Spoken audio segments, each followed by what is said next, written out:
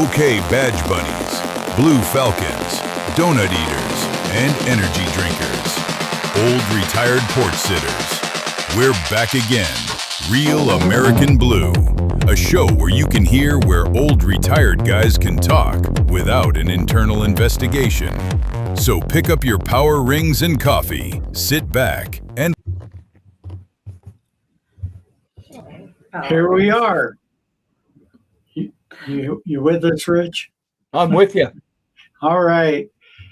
Hey, folks, a lot of people out there know and remember Route 66. They did TV shows on it. There was a Pixar cartoon, Cars, that kind of showcases Route 66. The I-40 is actually just south of Route 66 where I live. So it's known as the Mother Road. It was the first major highway that went across the United States. And a lot of people drove it back in the day. Elvis, bunch of people, Frank Sinatra, I'm assuming. Anybody that was going to Vegas for a show and doing stuff, they drive right here, right down Route 66. Anyway, we have a guest. We have a couple guests on today they're kind of the historians of Route 66, and they'll be able to give details, something that people might not know, and probably even me included. Rich, I know you probably don't know a whole lot about Route 66. Nope, I know very little. Yeah, so Jim, welcome. Yes, sir. If you get, Thank you. Pleasure What's to be that? here. Pleasure oh to be yeah, here. Good morning. We're- Behind every man, they say there's a great lady. So who's that lady to your left? That would be my wife, Shellee Graham. Awesome. Howdy, howdy. Good morning. Or good yeah, afternoon. this is kind of cool. And Jim, you wrote a book, like a book on the historic information related to Route 66, right? Actually, Shellee and I both have done a number of books.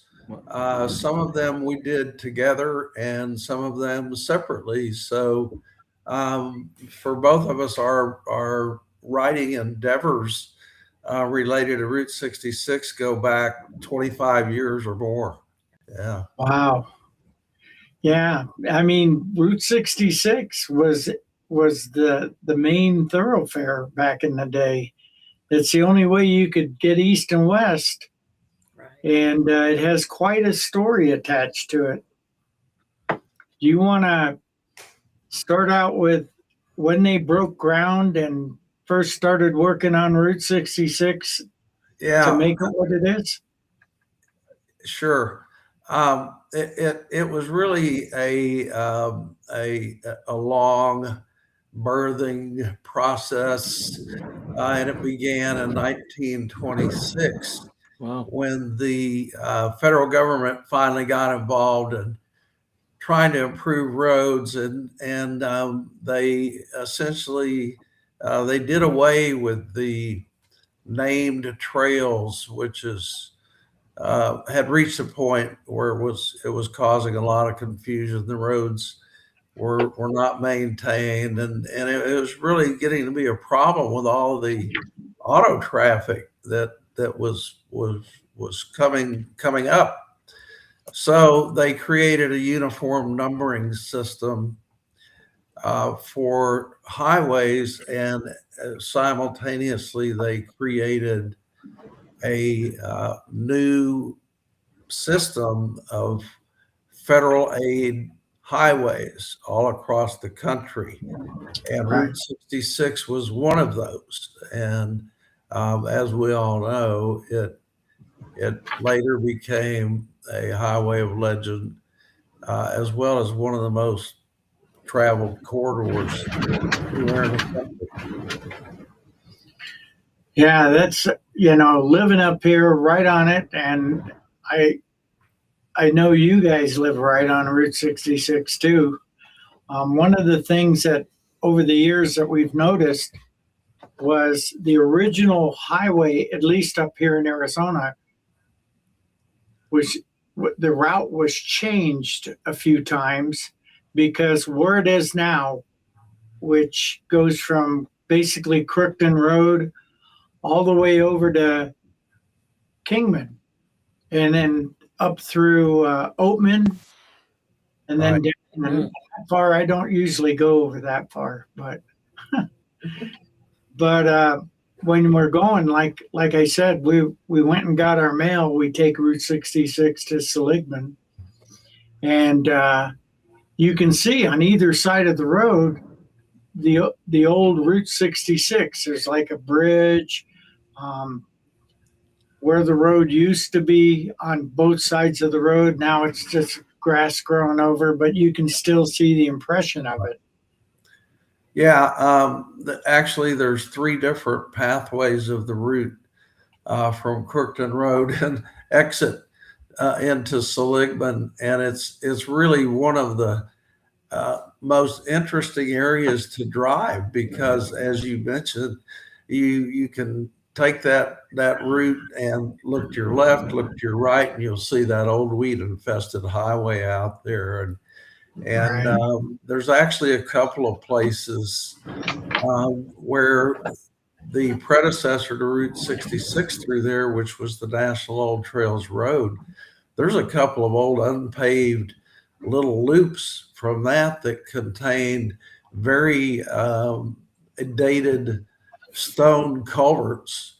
So there's a lot of history out there for sure. There is. In fact, it even goes further back behind Route 6, beyond when they got Route 66 started, because a lot of ranching families were out here. They were big time. This was a cattle state, and they had a lot of ranching, as Oklahoma does too. But right, you know, it's amazing. In fact, there's one section that we drive past every time we go get mail. It used to be the old rest area for Route 66, and now it's just people go down in there and camp. It's off the road a little bit, and right. you can actually see it on the Google map where it pulls off and down there.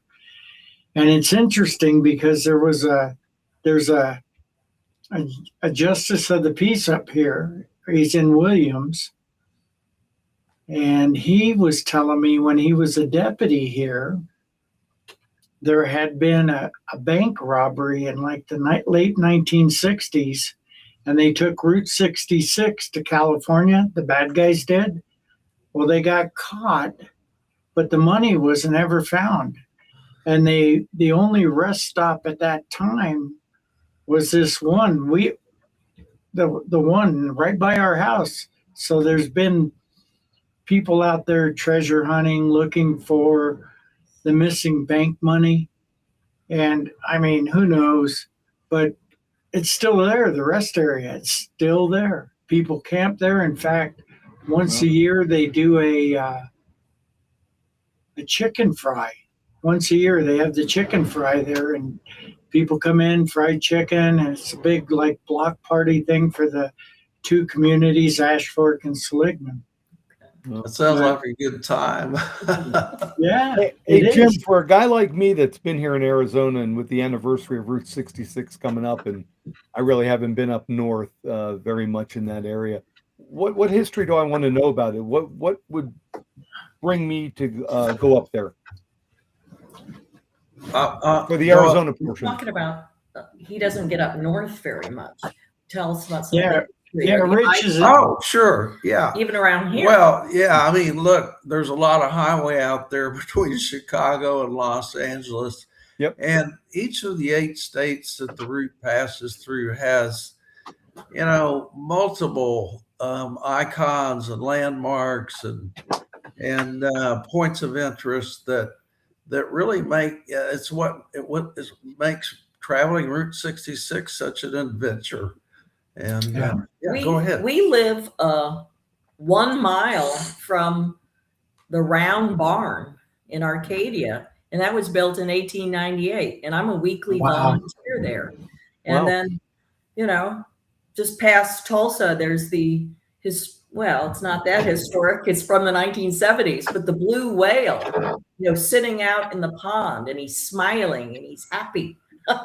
And then we have a couple of Route 66 museums here in Oklahoma, one in Clinton, one in Elk City. So I'm just telling you about stuff that's right in our own state.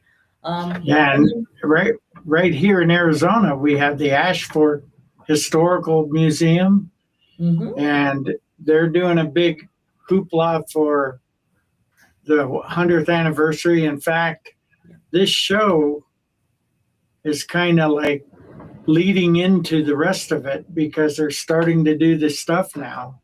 Ashford's got events going on. Seligman has events going on. Then we got the Fun Run, which you guys are probably aware of, where old hot rods, old antique cars, hot rods, all kinds of stuff meet in Seligman and go all the way to Kingman, which is Arizona is reported to have the longest stretch of remaining Route 66, which is kind of cool. But yeah, I don't know. Most states have some distinction that they can hang their hat on, and for Arizona, that's one of them. That loop from the I-40 exit at Crookton Road all the way to Kingman it's not only unbroken, but it's removed from the interstate. So the experience you get is the same experience that travelers had in the 1950s and 1940s. So it's really special, and something Arizonans can really be proud of out there. That's a real experience, and every state's got something that's distinctive and unusual or unique. And again, it's all these things together that make the overall experience so much fun. Yeah, it's like when I was a little kid out here, we'd go for drives, and you'd see all these things. And I'm sure Route 66 had them back in the day, like the little sideshow things. Like the world's largest ball of twine or whatever it was. You drive by them and they'd have these little things at the side of the road that were little attractions for something like a wolf man or this or all these different oddball things. You're talking about a tourist trap. Yeah. Oh yeah. Yeah, back then they were known as tourist traps, and they were mostly found in New Mexico and Arizona because of the wide open spaces and the long stretches of road people would drive, and they would get bored. And so these roadside entrepreneurs would establish these animal zoos and snake farms, and because they were tourist traps, they weren't bound by truth in advertising. Let's put it that way. And so they would make all kinds of outrageous claims to, lure people to stop. But it was all part of the vacation experience. So it was families enjoyed it, and they got a nice little break, and the kids loved it. And so I say it's all good. Yeah. I mean, it's something that you can look back on and go, yeah, I remember stopping there. One of the other things they had here in Arizona, and it may have been in Oklahoma too, they had a little restaurant that was you had this little restaurant in the middle of nowhere that you could stop at. And it was called Stuckey's. Oh yeah, I remember Stuckey's. And it was really cool. The kids would go, Mom, stop. And it made the trips really fun because you would be able to see weird things at the side of the road, like the giants of whatever. There were just so many of them. It's almost like the modern time Buc-ee's. Indeed. Yeah, actually, Stuckey's is starting back up. Making a comeback. The one of the heirs or the descendants of the original owners, she has invested, and she has reopened some Stuckey's locations. Wow. And so they're making a comeback. That's Oh, awesome. that's cool. Yeah. Yeah. And right now, fuel costs are so high, people tend not to travel and do these things and see that at the moment. But, but guys that live in Arizona that don't want to go on a vacation to California or wherever, they can go on a little road trip right here in Arizona. Rich rides motorcycles, so he could go on a bike ride with a group of guys down 66. It's a beautiful drive. It sure is. It's a really nice drive, and of course, I love it. Yeah, west of Kingman, you got Oatman Road through the Black Mountains there going to Oatman, and that's probably maybe the most scenic drive anywhere on Route 66, and so We like those switchbacks. Yeah. I drove that. I drove that road as a cop, and I can't stand it. I won't do it. It sucked, but yeah. But I mean, there's a lot of hidden secrets along Route 66, like that spot where supposedly those bank robbers hid money. Then you go to Seligman. Seligman's got its history with the snow cap and the barbershop that's there, and they also have a house there, and I don't know if you guys are aware of it, that a famous lawman retired to, Commodore Perry Owen. He was part of the Pleasant Valley Range Wars back in the day in the late 1800s. He retired. He was a sheriff over there by Holbrook and retired over to Seligman. His house is still there. In fact, the guy that owns it marked it, Commodore Perry Owens. It's a cool place. And then going further west, there's Peach Springs, right, the Grand Canyon Caverns, Valentine, Hackleberry, and I'm trying to think of the other ones over there. What's that? Hackberry. Hackberry. Yeah. Little tiny towns. There's a bar over here and a bar over there. And Route 66 was happening back in the day. You drive by abandoned buildings, and I think it's over by Valentine where the place is closed, but you still see the sign, Bert's Country Western Dancing or something. And a lot of character, a lot, and then going into Kingman, same way.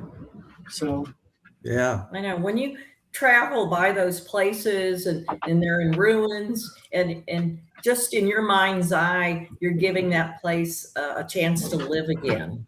And I just love that quality. There's a spiritual quality when you're traveling the Mother Road, and it's kind of like time traveling. So it's pretty awesome. Yeah, it's pretty. And do you have any like inside little things that you wrote about where a celebrity did this or somebody did that or somebody famous did this along Route 66? Well, most of the things that we have, documented has been historical in nature. But I can tell you that in our newest book, Route 66, the first 100 years, which celebrates the centennial, we have a lot of space in there devoted to Arizona and a lot of the events and places and personalities that had a significant impact on the history of the route. And that's everything from Harvey girls to Harry Indian Miller at Two Guns, Right. and so on and so forth. So, the Hubble trading posts, and so there's so much, but we devoted quite a bit of space to those things in our book. Yeah, we show Bobby Troop on his wedding day. And, he wrote the song, Get Your Kicks on Route 66 with his wife, Cynthia. And so there's just so much. There's so much history. I have a whole chapter on Native Americans. Right. Ladies of legend. People you will know and some people you won't know at all. And Bobby Troop actually came to Williams, Arizona in 1985 when Williams was bypassed, and it was the last town on Route 66 to be bypassed by an interstate highway. And they had a big celebration about it, and they had parades and bands and all these things. And Bobby Troop was the guest of honor, and he was asked to play Get Your Kicks on Route 66. But when it was all done, he was interviewed, and he said, they're making a big celebration out of this, but in my thinking, it should be more like a wake. Yeah. Because because that's the final nail in the coffin of Route 66, but there's Arizona's can lay claim to a lot of the different elements that make up the legend of the route. There's no doubt. Yeah, and I mean it was the only northern Arizona east-west route across the state, and there's all kinds of folklore attached to it. Like I said, that bank robbery and where they hid the money at, and somewhere along Route 66, and then where the path has changed, and you can see those like an old bridge. Right. You get over to where it goes over the railroad tracks. Yeah. West of me, there's another section of it that's a bridge. It's just there. It's just And there. there's all kinds of things. And in fact, there's treasure hunters that come up every once in a while to go metal detecting along the sides of the roads, see if they can find anything. And it's just amazing. Being in Oklahoma, it goes, I remember that movie Grapes of Wrath, where they fled because of the Dust Bowl and all that stuff. They went to California. Well, where else would they go down? Route 66. Yeah. Yeah, that's why Steinbeck called it the Mother Road in his book, and it stuck, and it was fitting, But you're right. When the Dust Bowl migrants, when they fled Oklahoma and Arkansas and Colorado and Texas and even some other states, 66 was, was the main road west, and that's the road they followed, and all of their hardships and challenges and experiences, and whether they found deliverance or demise along the way, that whole era tremendously impacted millions of Americans, and I think that's a big part of what created this. 66 as a cultural icon. Yeah. I know that living up here and having to go get mail over there or do business over in Ashford, because we live in between them, we see tour buses all the time. People from all over the world come in just to see Route 66. It kind of is a little crazy because they stand out in the middle of the road, lay down in the road, take pictures, but here I am. There's a a lot of that going on. And I think this year is going to be with the, the anniversary, 100th anniversary. I think there's going to be a lot more people. And I think the fun run, that's going to be massive. I think so too. Yeah, it's going to be pretty impressive. So It usually is. It usually is. They will probably set a record this year. Yeah, there's so much happening on the route, all the way from Chicago to Santa Monica. It's just unbelievable. All of the different events and celebrations that are planned, and social media activities probably at an all-time high right now, with people planning trips and everything. And so there's going to be a lasting impact from that, I believe, in that you're going to have a lot of new blood out there traveling the route, and it won't be their last trip. The first trip on 66 is rarely the last one for just about anybody. So, and all of this really has a positive effect on the economic viability for a lot of small communities that still struggle. And Seligman was one of those until Angel Delgadillo decided to do something about it back in the 1980s, and what he's accomplished there is phenomenal. He turned a dying town into one of the hottest tourist spots on the route. There's no doubt. No doubt. They also have in Seligman, and you guys are probably aware of it, one of the last standing drive-in theaters. There's a giant screen between, ironically, it's near the cemetery, but it's between the I-40 and Route 66 in the town. There's a screen there, just in the middle of nowhere. And it was a drive-in theater back in the day. What's that? Those were the days. I have an affection for drive-in theaters, probably due to my age, but it's there's only a few drive-ins, operating drive-ins still left anywhere on the route, and there's even fewer ruins, like you mentioned, and some of those are coming down. Eventually the land gets repurposed, and so they tear down the remaining structures that those drive-ins left for us to enjoy. And there's a few drive-ins that have been renovated. They have been preserved with new neon signs, even though it's an old drive-in. The TP drive-in, Sepulpa is one of them. That's Sepulpa. Right. In Carthage, Missouri, is the 66 drive-in.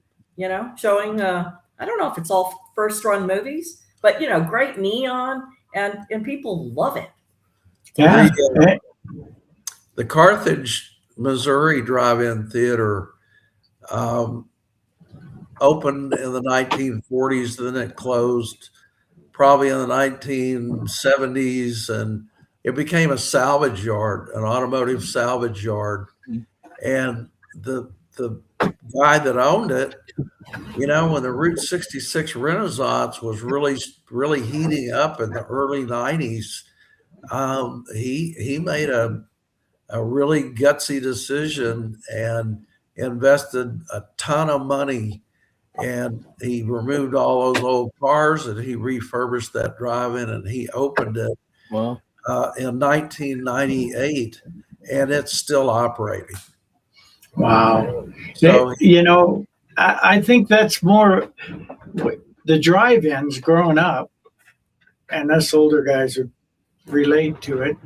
It was a good family event. You load the family in the car, you bring all your food you want to eat, and you drive in. Of course, we'd have a few people when I was a teenager hidden in the trunk.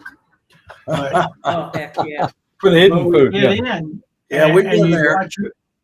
You watch a movie, and it was more than just the movie. It's more than going to a theater, sitting in a chair. It's the whole experience. Yes. I mean, you spend $20 on a bag of popcorn now, but back then the drive-in theaters, they were awesome because I you could loved it drive so there. much. You know, what it really provided, especially in the 1940s and 1950s, was simply affordable family entertainment. Yep. And you Yeah. could take the whole family and have an evening out, and it was cheap. And and that's why they were so successful. Yep. Yeah. You couldn't beat the double feature. Sorry. What's that, Rich? I was saying you couldn't beat the double feature. Oh no. You know, you go there and watch Godzilla or some of the old movies, and you know, when I was a real little kid, it was black and whites they were showing in there. And I think that one in Seligman, the one that's sitting there abandoned, I think that if they had somebody interested that would reignite it, and they don't have to open every night, just one night a week, Saturday night at the Maybe we drive-in can send theater. a little wish note to like Elon Musk or one of those folks up there and say, hey, we just need a few dollars to get this place refurbished going again, and we'll go from there. You know, but Really, they can just afford send him a message. Just it. Yeah, send they him can a note. afford it.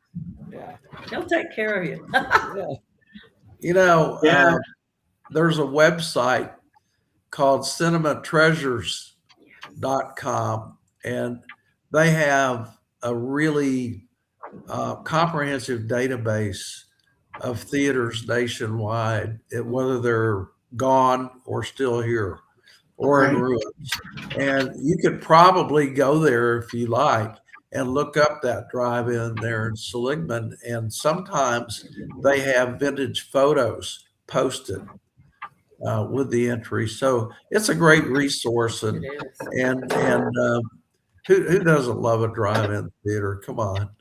Yeah, I mean, it'd be fun. I mean, it during the summer, unlike down in Phoenix, it doesn't get too terribly hot here.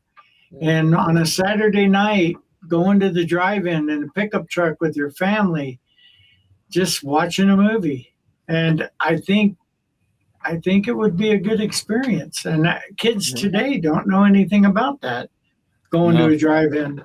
So, Depending on where you live, you could still go to a drive-in. Yeah, there's still a few around. We have one still operating in Oklahoma City called the Winchester Drive-In, and it's been around since the 60s. And somehow or another, they managed to hang on. There's a giant neon sign with a cowboy. Yeah. They had one down in Mesa, and it was a cowboy leaning against something, and the light was kind of flashing, and it had a giant arrow. Yeah, it was cool. That's where we went to go see movies, and it's long gone. But yeah, I mean, bringing back some of that stuff, the nostalgic drive-in theaters, the A&W root beer stands where you can drive in, they come to your car, kind of like Sonic now. But if they did something like that, you know, it encourages people to go check these places out more, you know? Maybe it encourages people to talk to each other. Maybe we can ground America again and bring back, the past. Put down the cell phones and social media and go do something. Yeah. Mama burger, Papa burger, teen burger, baby burger. That was at A&W. Yeah. The good news is that there are quite a few old style diners that are making a comeback along Route 66, and I presume in other places. But and this is what really appeals to people. Going into a diner where they have old-fashioned home cooking, and there's something different on the menu just about every day, and a lot of a lot of times, the pies and the casseroles and some of those things are made fresh right there by the owners. You get up at the crack of dawn and they prepare food, and you can't beat it.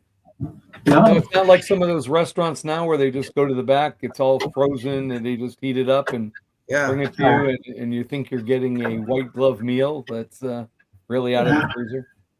Yeah, and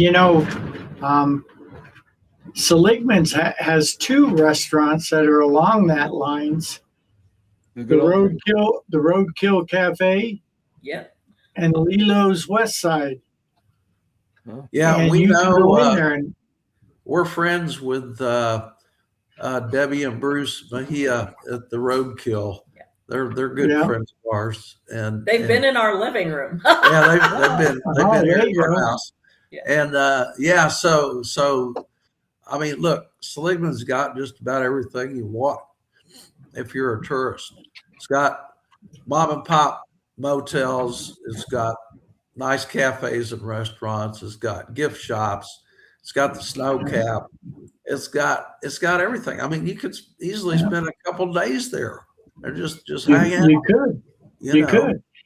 And not to overlook, because I know Ash Fork gets forgotten about, and a lot of people weren't on the Route 66 bandwagon here a while back, but it's like they're finally getting it done, because Route 66 went through Ash Fork. They had, what'd you call the Harvey girls? Yeah, the Harvey girls that worked for the Fred Harvey Company. And, the Harvey houses were all up and down Route 66 in the western states. So there was one in Seligman too. Yeah, there was one in Seligman. There was one in Ash Fork. There was one in Williams. One in what am I thinking? Flagstaff. So they were all over the place, and unfortunately, some of them have been demolished. In fact, the one in Seligman was demolished not that many years ago. Wow. And it's unfortunate, but some of them have been restored. La Posada and Winslow. That's another fantastic. It's a great preservation story right there. If you've never stayed at La Posada, it's a little pricey, but let me tell you, it's worth every penny. It's just so beautiful. Winslow is really capitalized. Yeah, Winslow. Route 66 heritage. Yeah, they've done a good job, and everybody out there, really. Williams, we can't forget Williams. They've done a good job on capitalizing on the route, and all of them really. Flagstaff, Holbrook. I mean, take your pick. Yeah, I know that you could be standing on the corner in one of those towns, huh? Yeah, Winslow. They should put that in a song. That sounds good. Yeah, it sounds like a song. Anyway, Williams has something unique, which goes back to what I was talking about, those sideshow things at the side of the road that we were talking about. They have this museum. I've yet to be in it. It's called the Pooseum. Oh, the Pooseum. Yeah. Yes. Yeah, the Pooseum. and all it is like historic turds from everything. And it's funny because one of the night talk show guys, Greg Gutfeld and the Gutfeld Show, right? They do this segment on when Brown comes to town, and it's a story about poop. It's some odd, weird story about it. So I had sent them a message and said, you guys need to check out the Pooseum in Williams. The only place, that was bizarre. And when they said they were opening it up, I go, are you kidding me? A museum with poop? Why not? Well, I guess it's still open. It's still doing good. And the other thing they had there in Williams was the Red Garter. Oh, yeah. And I think it's Anna that has the bakery and the restaurant below. And above was where I guess the old bordello was. And it's supposed to be one of the most haunted places in America. And we got some crazy stuff up here in northern Arizona that gets overlooked, you know. I agree. There's and see, that's one of the great things about Route 66, whether you're in Illinois or Oklahoma or where you are, there's so much that you never see it all, and you are compelled to keep exploring the route, because there's an old saying is when you're on Route 66, you never know what you're going to find around the next curve, and that's true. For any of those watching us, the books you've written, if people were looking to explore more about Route 66 to learn about it, where do they find your books at? Or what are the name of the books, the titles? Sure. Yeah. You want to? Well, there's the most recent book. This is our newest book. And it's I like that. Route 66, the first 100 years. It's a big, beautiful coffee table book, and it's really a biography of the Mother Road through its birth, life, demise, renaissance, and its legend. And we're really proud of it. It's doing really well. It came out last May, and it was named by Smithsonian Magazine as one of the 10 best travel books of the year.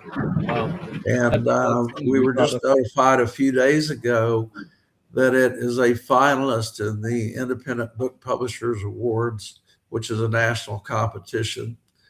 And it's also a finalist in the Oklahoma Book Awards.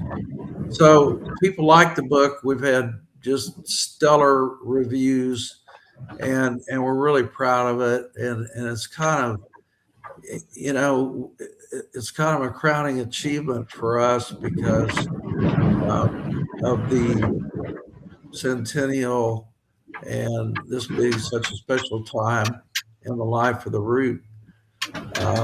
Shellee did a book. Tell them about your Coral Court book. Coral Court Motel was a fantastic Art Deco bungalows situated with private garages, situated on 8.5 acres in St. Louis, Missouri. And it was just kind of a rite of passage to go stay there. I mean, there was a good side where, families would go on vacation there, but then also, people would go there to, do other things. And hanky-panky. A hanky-panky hotel. And nothing happened there that didn't happen in any other hotel. We had to have a place, a picture to the name. But I ended up writing a whole book on the Coral Court Motel, and you think, well, how could that happen? But it was just so well known, and people just loved it or they hated it. And the owner was kind of involved in maybe some illegal activities, so it was pretty exciting. So one or both of those books are most likely at the major bookstores that a lot of cities have. We should talk about Well, actually, Shellee's Coral Court book is out of print. Yeah, but we do have some other books 25 years ago that are available. We did a book a few years ago called Secret Route 66, a guide to the weird, wonderful, and obscure. And that book has 90 stories in it. Each one takes maybe a couple of pages. I think Curly would like that one. This Rich is too. what the cover for it looks like. Oh, wow. A guide to the weird. That's me. Secret Route 66. And it's a really interesting, fun book that we had a really enjoyable time putting that together. There's a little bit of paranormal, maybe a little bit of cryptid, Yeah. maybe a little bit of ghost towns, and maybe a little treasure hunting. I did a book in 2015 for the University of Oklahoma Press called Route 66 Crossings. And it's a book on the historic bridges of the route. And your bridge there at Crooked Overpass is featured in that book, along with a whole lot of other ones. The book has about 700 photos in it. Oh, wow. And, believe it or not, and you know, some people might say, well, how can a whole book on bridges be interesting? But it might surprise you. So those are the books right now that we have in print. We have some that are out of print, like Shellee's Coral Court book. We've been doing this a long time. We've been doing this a long time. Yeah. Sounds like a day or so. Years. So you guys actually have driven and been on Route 66 and investigated stuff and completed this and took pictures. So it's all yours, right? It's like, that's awesome. Yeah. Yeah. We've been doing this, both of us, for about 35 years. And so we've accumulated a lot of documentation and, you know, a lot of photographs, and we've met a lot of people, and we've done a lot of exploring on the route. And so it's this accumulation of our archives and our own personal knowledge that gave us such an advantage when we did our book, The First 100 Years. We know so many people, and we've had so many experiences of our own, and so just researching and getting to those stories, you know, it was fascinating research, but we had such a great foundation to start with. Yeah. And, it's pretty awesome. Something to be proud of, for sure.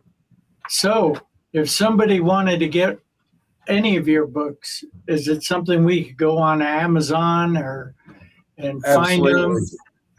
Yeah, the books, especially our new book, The First 100 Years, all of our books are available online, but naturally we encourage people to, you know, go to the bookstore, buy it from your local independent bookstore or in one of the gift shops along the route. I think there's somewhere in the neighborhood of 80 gift shops along the route carry the book.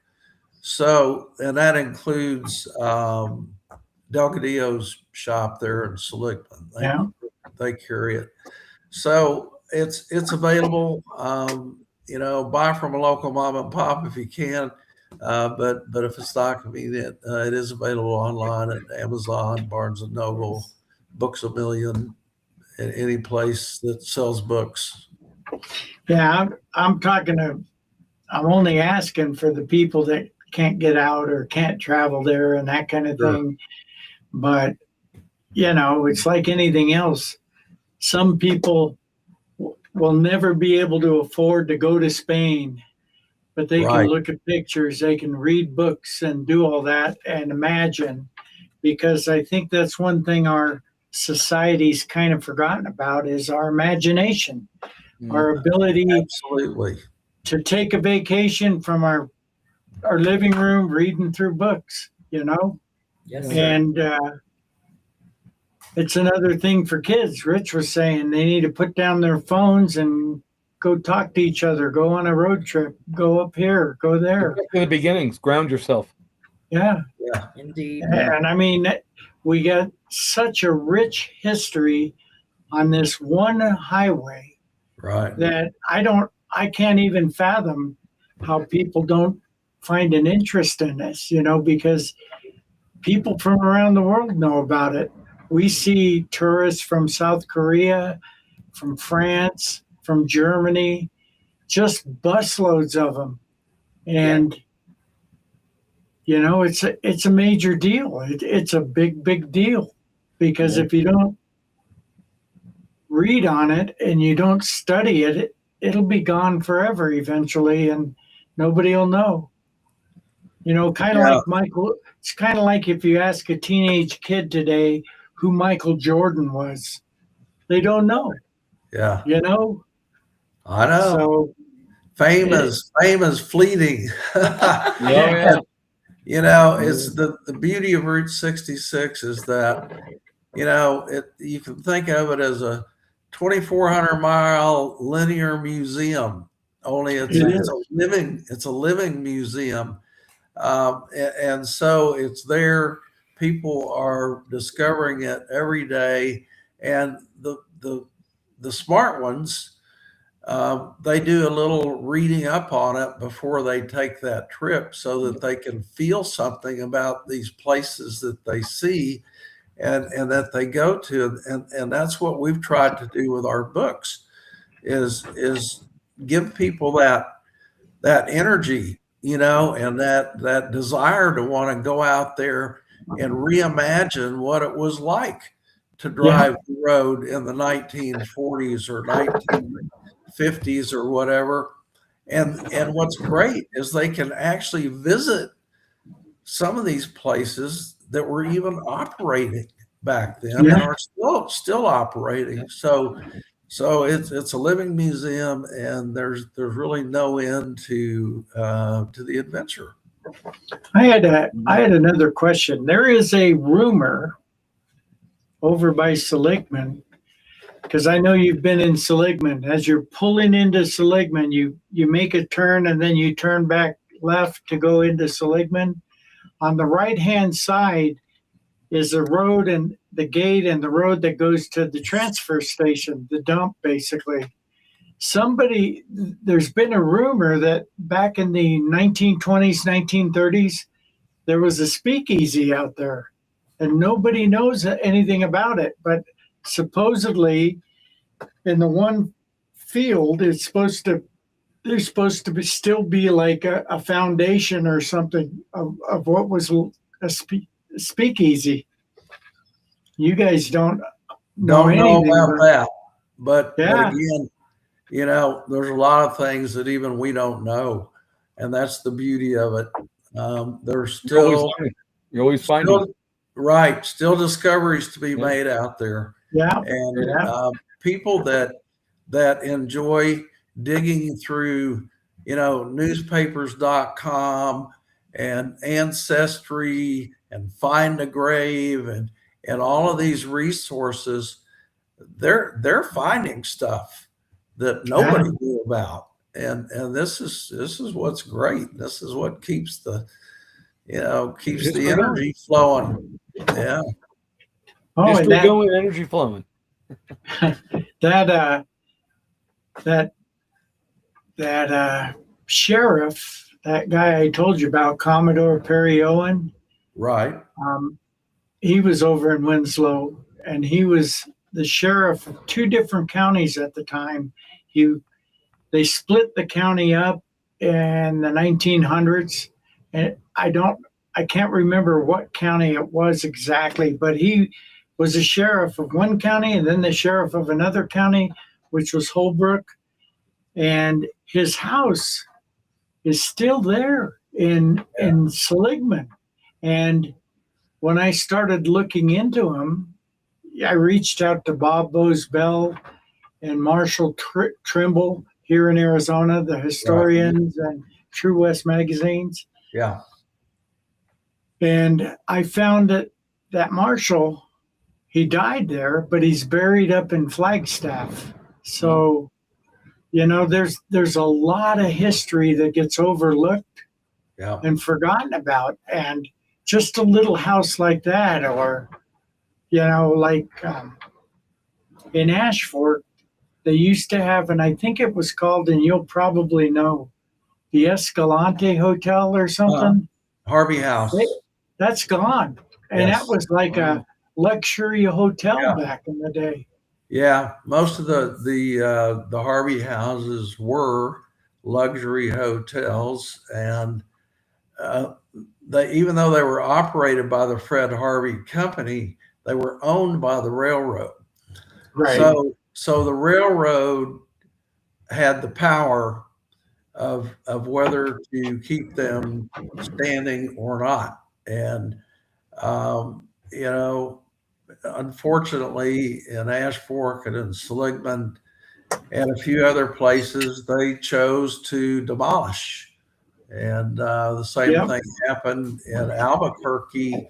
They gave the city of Albuquerque um, an option to buy the building, and the city felt it was too much money, and they declined, and it was demolished. And Wow. and they now consider that to be the biggest mistake they ever made in terms of preserving historic buildings. Yeah. Yeah, and it goes on a lot everywhere. Not because I know I was a fan. I don't really watch PBS, but I was a fan of a show called The Vanishing Phoenix. Uh-huh. It was a guy down in Phoenix that was doing a series on the historical buildings in Phoenix. And with more development, buildings come down, they get torn down. When I hired in at the sheriff's office, and Rich knows, they had the polygraph guys in Lures Tower, remember? Yep. And Lures Tower, Lures Tower is a historical building. Yeah. I mean, there's still a bunch of them down there, and the preservation is so important. Yes, I just Yeah. I can't We just understand don't do it it. enough anywhere. Yeah. Yeah. Did you all know that we worked on a preservation project in Northeast Arizona for about 3 years? No. What was that? Well, that was the Painted Desert Trading Post. It's just east of the Painted Desert, north of I-40, about a mile on the original pathway of 66. And it was abandoned in 1958 when they moved the highway down to where I-40 is now. Yeah. And it was never repurposed. It was never occupied again. It sat there. And it became one of those haunts that tourists loved to go see because it was so isolated out in the middle of nowhere. And but you had to know where it was, and you had to know how to get there.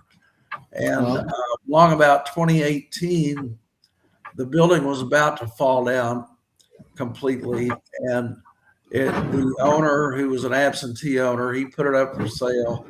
And Shellee and I joined a group of 9 other investors, and we bought the property. And we spent the next 3 years rescuing that building, and we put it back the way it looked in the 1940s. Wow. It's still a relic. It's not open for business or anything like that, but visitors now can go down there and appreciate what it used to be like when it was operating. The public can go see it if they choose to. Yeah. Yeah. So that was a great project. We're really proud of it, and it was fabulous to be part of that. And to save a landmark like that and make sure it's going to be around for future generations to enjoy. It's on an abandoned alignment of Route 66, and there's no electricity or running water, so it was always exciting doing work sessions there 1 week at a time. Yeah, it took a lot. Wow. Well, a lot of great history. Yeah, that's the kind of stuff that needs to be done today, even down in Phoenix, everywhere. But Route 66 is kind of the catalyst to open people's minds up to restoring some of these things, to building them back.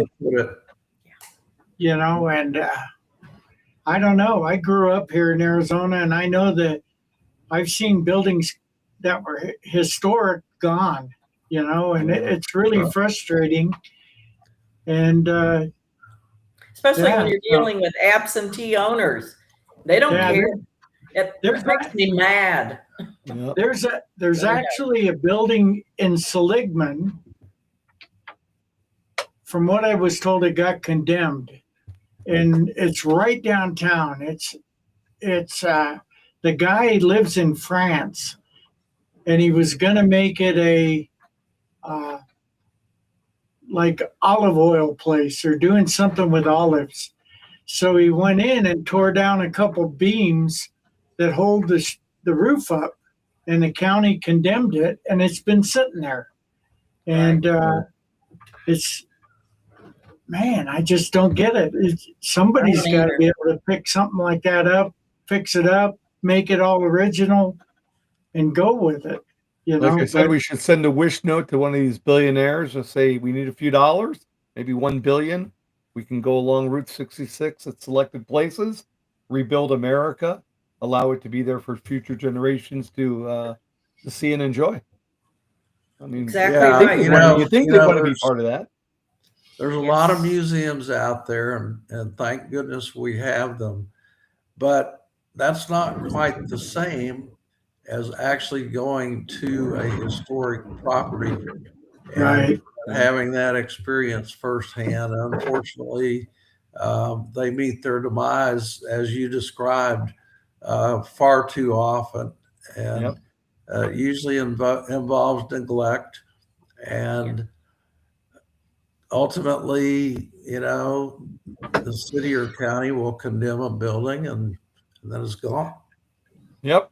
Sad. Or Walgreens comes in, and Yeah, I know. They just tore down in Ash Fork. If you guys have been through there, yeah. There's two hotels on the one side, on the east side of town, on that road, on the south side of the 66 that goes.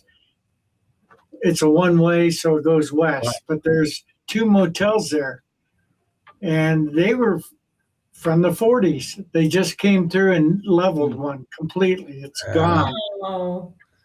I can tell you that there is a sign for it that they have over at the museum now, but we need to stop.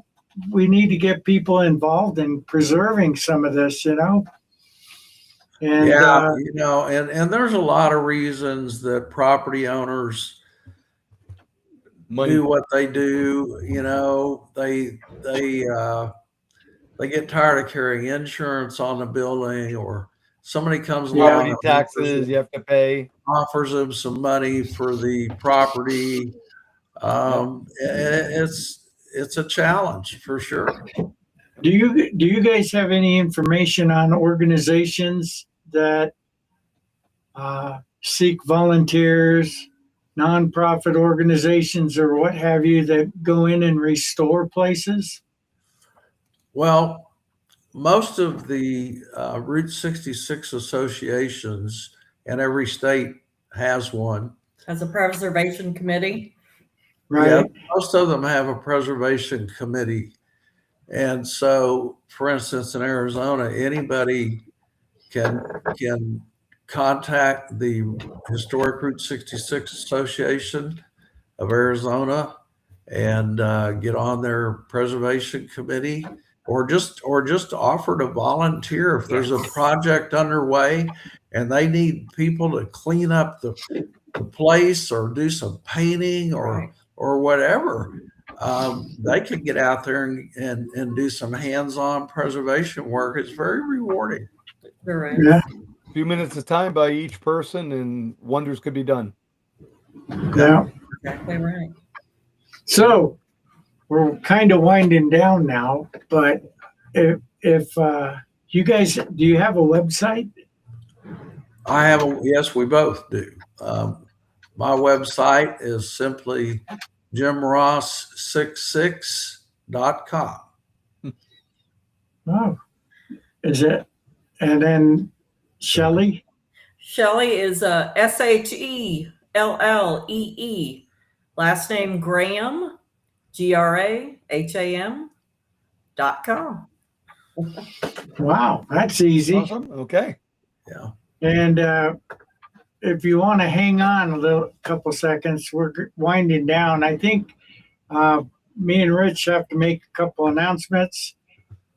Folks, next week's show is going to be with retired Lieutenant Colonel Allen West.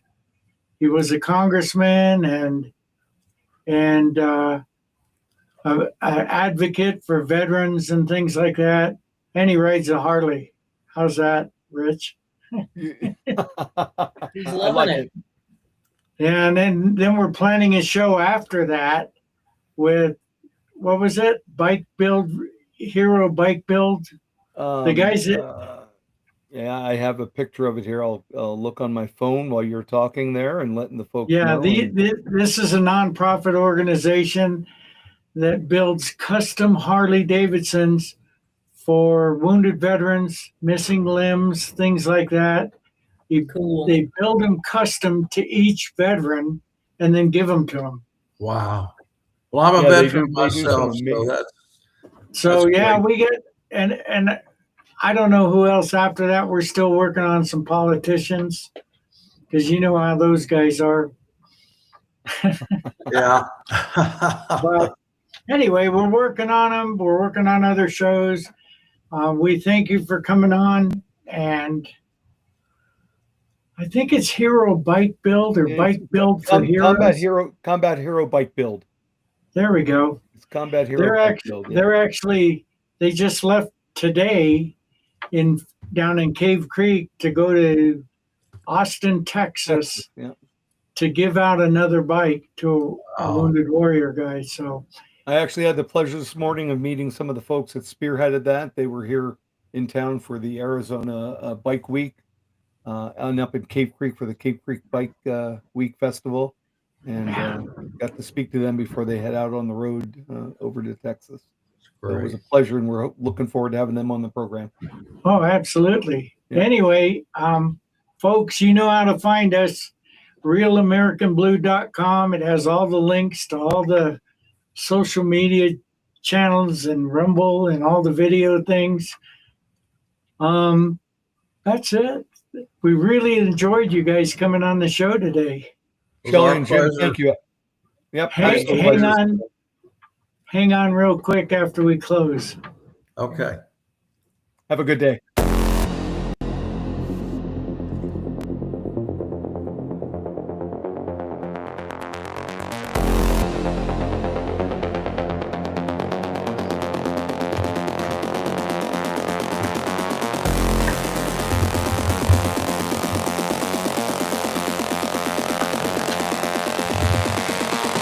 Okay.